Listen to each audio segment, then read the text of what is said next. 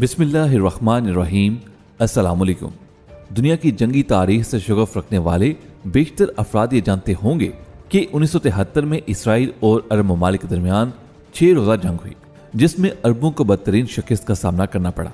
लेकिन शायद ही आपको इल्म हो कि यही वो जंग है जिसकी वजह से इसराइल पाकिस्तान का जानी दुश्मन बना, क्योंकि पाक फिज़ाइया के 2 काबिल पायलट्स ने चंद मिनट में इसराइल का बहुत बड़ा नुकसान कर दिया था, जिसकी तस्दीक उस वक्त के पाकिस्तानी सदर जनाब अयूब खान साहब की डायरी से की जा सकती है।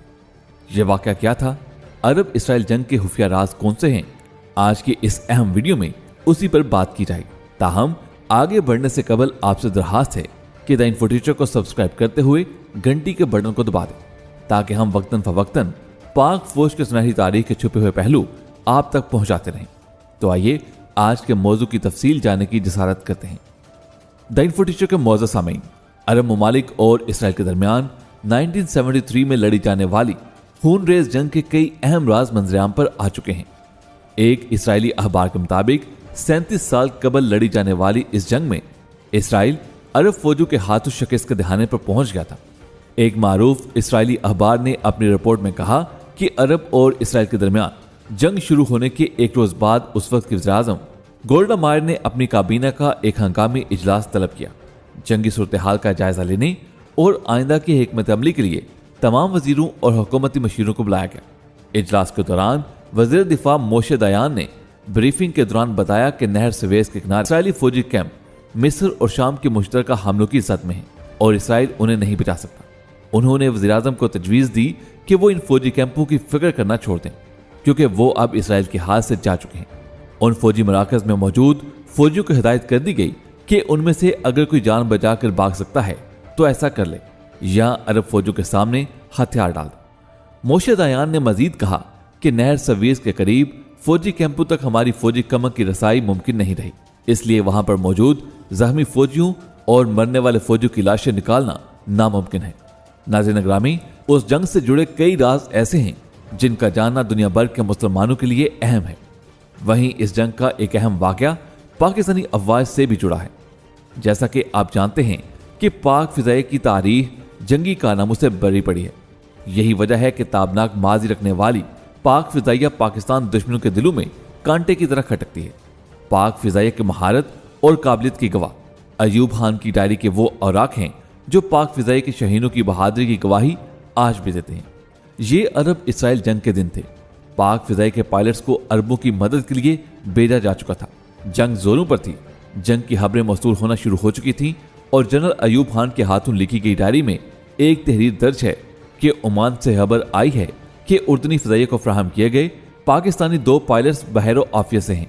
उनमें से एक पाकिस्तानी पायलट ने दुश्मन का इसराइली त्यारा मार गिराया और दूसरे को नुकसान पहुंचाया, जबकि दूसरे पायलट ने शाह हुसैन के महल पर इसराइली बमबारी के बाद इसराइली सदर की रिहाइशगाह पर रॉकेट फायर किए। ओमान ने अपने मुतअद्दिद पायलट उर्दन भेजे हैं, लेकिन वो जद्दा में रुके हुए हैं क्योंकि उर्दन जाने की फिजाई सहूलत मुअत्तल है। उर्दन ने पैगाम भेजा है कि उन्हें अब पायलट नहीं चाहिए क्योंकि उनकी पूरी फिजाइया खत्म हो गई। आगे चलकर अयूब खान लिखते हैं कि ओमान से आने वाली ताज़ा इत्तलात के मुताबिक पाकिस्तानी पायलट आजम ने 3 इसराइली त्यारे तबाह किए और एक को नुकसान पहुंचाया। मुझे बताया गया कि ये वही पायलट है जिसने 65 की लड़ाई में 2 भारतीय त्यारे तबाह किए थे और उसे 17 जुर्रत से नवाजा गया था। तो मैं मुसर्रत और शादमानी से झूम उठा। मोअज़्ज़ज़ दोस्तों, पाक फिज़ाइया के इन 2 सपूतों ने सिर्फ 2 रोज में इसराइल का बड़ा जानी और माली नुकसान किया। और जंग के माहौल में जब इसराइल अरबों के जंगी जहाजों को चुन चुनकर निशाना बना रहा था, उस वक्त पाकिस्तानी शाहीनों ने फिजा में ऐसे ऐसे जंगी महारत के मुजाहरे किए जिन्हें आज तक इसराइली फौज याद करती है और खौफ से काम चाहती है कि इकबाल के ये गाजी और पुरस्कार बंदे आखिर किस मट्टी के बने हुए हैं जो मैदान कारजार में दुश्मनों पर कहर बनकर टूटते हैं। यहां अगर अरब इसराइल जंग की बात की जाए तो 7 अक्टूबर 1973 को मिस्र और शाम की फौजों ने नहर सुवेज़ की तरफ से इसराइल की तरफ पेशकदमी शुरू की। रस्ते में इसराइली फौजों ने सख्त मुज़ाहमत की, ताहम फौजी कैंप एक एक करके मुत्तहिदा अरब फौजों के कब्जे में आते चले गए। उस मौके पर इसराइली वज़ीर दिफा मोशे दयान ने हुकूमत को तजवीज़ दी कि वो नहर सुवेज़ के कैंपों में अरब फौजों के कब्जे में फंसे जिंदा फौजियों, जख्मियों और हलाकशुदगान की फिक्र ना करें, क्योंकि वो कैंप अब हमारी पहुंच से दूर हो चुके हैं। उनका कहना था कि हमारी फौज के लिए इस वक्त सिर्फ यही रास्ता मुनासिब है कि हम नहर स्वेज से 30 किलोमीटर पीछे हट जाएं। दुश्मन के कब्जे में गिरे फौजियों को पैगाम भेजा जाए कि वो अपनी जानें बचाएं। कोई भाग सकता है तो भागने की कोशिश करे, और जो ऐसा नहीं कर सकता वो अरब फौजियों के सामने हथियार डालकर जान बचाए। मौजूद दोस्तों, एक रिपोर्ट में इंकशाफ किया गया कि इजलास के दौरान इस्राएली वज़ीर दिफा ने अपनी फौजों की शिकस्त और अरबों की बर्तरी का बरमला एतराफ किया था। ब्रीफिंग के दौरान उन्होंने हुकूमत को बताया कि अरब ममालिक की जंगी कुव्वत और सलाहियत के बारे में हमारे तमाम अंदाजे गलत साबित हुए हैं। हम उनकी जंगी सलाहियत को माजी में इसराइल के साथ लड़ी जाने वाली जंगों के तनाज़ुर में देखते रहे, लेकिन अब हमें अंदाजा हुआ कि हमारी तैयारी और मनसूबाबंदी गलत थी। अरबों की मुसद्दा फौज फिजाई और जमीनी हमलों में इसराइल फौज के लिए नहायत तबाहकुन साबित हो रही है। हमने अरब फौजों के मुकाबले के लिए अपनी फौज को एक ही वक्त में 1000 तोपों के दखाने खोलने की हिदायत की थी, लेकिन दुश्मन की फिजाइया ने हमारे टैंक, तोपें और हवाई जहाज अलगर्ज हर चीज को बुरी तरह तबाह कर दिया है। अब ऐसा लग रहा है कि गोया अगले चंद दिनों में अरब फौजें इसराइल में दाखिल हो जाएंगी। मोशे दयान ने कहा कि जिस तरीके से अरबों ने जंग की तैयारी करके इसराइल की तरफ पेशकदमी शुरू की है, उससे जाहिर होता है कि अरब जंग खत्म नहीं करेंगे। उनका हदफ इसराइल पर कब्जा है और वो अपने इस मिशन में हर कीमत पर कामयाबी हासिल करना चाहते हैं। मौजूद दोस्तों, जंग के हवाले से इसराइली अखबार मजीद लिखता है कि इसराइली वज़ीर दिफा का कहना था कि अरब जिस तरह की कुव्वत के साथ आगे बढ़ रहे हैं, इसराइल के लिए उन्हें रोकना भी मुश्किल है। अरब इसराइल के साथ किसी सीज फायर पर भी मुत्तफिक नहीं होंगे, और हमारे दरमियान कोई आर्जी जंगबंदी का मुआहदा हो भी गया तो अरब जल्द ही इसराइल पर दोबारा तैयारी करके हमला आवर होंगे, क्योंकि वो फलस्तीन से यहूदियों के वजूद को खत्म करना चाहते हैं।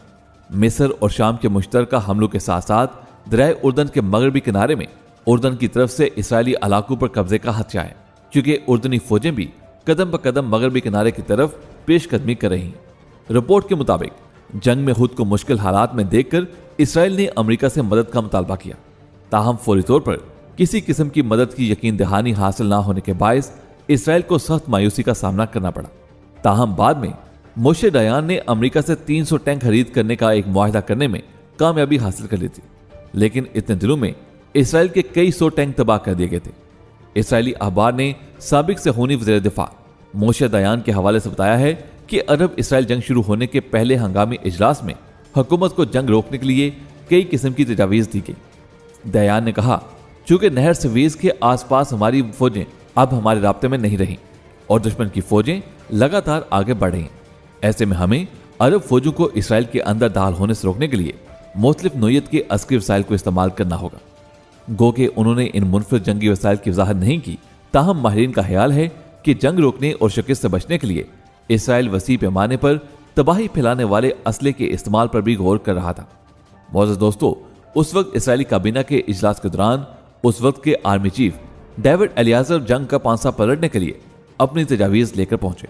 उन्होंने मोस्टर ब्रीफिंग में कहा कि हम गलतियां बहुत कर चुके, अब गलती की गुंजाइश बाकी नहीं रही। हमें अपनी सिपाह को इस तरह मुनज़्ज़म करना होगा कि वो दुश्मन फौज की पेशकदमी को रोक सके। उसके लिए उन्होंने 3 तजावीज़ पेश की। अव्वल ये कि फौज के अहम 3 कमांडोज के 2 ब्रिगेड पर मुश्तमिल एक एंटी वार यूनिट तश्कील दी जाए, जो इसराइल के अंदर रहकर मुल्क का दिफा करे। ताहम उन्होंने उस यूनिट पर भी अदम इत्मीनान का इज़हार किया। उन्होंने दूसरी तजवीज़ ये दी कि तमाम फौजियों को मिस्र से मुल्हका सराय सीना पर लगा दिया जाए। ताहम ये इसराइल के लिए बहुत महंगा सौदा होगा और उस पर भारी लागत आएगी। तीसरा ऑप्शन यह है कि फौजों की कुव्वत को मुज्तमा कर नहर स्वेज की तरफ पेशकदमी करने वाली अरब फौजों के मुकाबले पर लगा दिया जाए।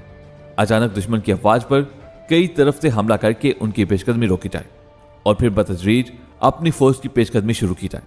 ये आखिरी तजवीज़ फौज में शामिल कई दीगर जनरलों ने भी पेश की, लेकिन अगर इसराइली फौज इसके बावजूद अरबों से शिकस्त खा गई तो उसके संगीन नताइज बरामद होंगे।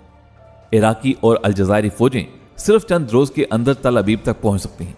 मौजूद दोस्तों, कहा जाता है कि इसराइली आर्मी चीफ की हिदायत पर अमल करते हुए आखिरी लम्हे पर इसराइल ने पांसा पलट दिया और यह जंग जीत गया। ताहम उस जंग में पाकिस्तानी पायलट्स ने इसराइल को जो नुकसान पहुंचाया, उसके अजाले की खातिर इसराइली हुकाम पाकिस्तान के खिलाफ तरह तरह की चालें चलते आ रहे हैं, मगर खुदा के फजल से वो अपने मजमूम मकासद में कामयाब नहीं हो सकते।